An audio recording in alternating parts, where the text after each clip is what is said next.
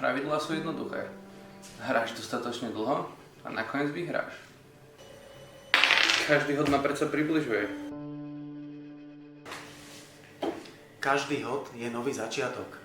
Ale to predsa nedáva zmysel. Presne.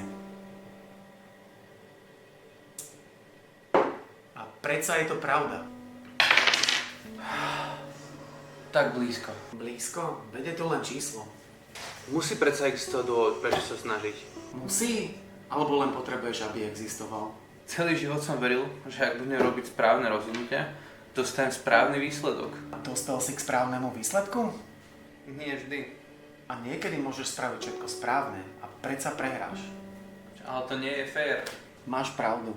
Je to len náhoda. Tak na čo to celé je? Čo presne myslíš? Život alebo hru? Nie. Všetko. Takže na konci nie je žiadna odpoveď? Možno ju nepotrebuješ. Čak čakám na niečo, čo nikdy nepríde. Potom si nežil, iba si čakal. Myslel som si, že tú šestku potrebujem. A nepotrebuješ? Nie. Len som potreboval veriť, že na nej záleží.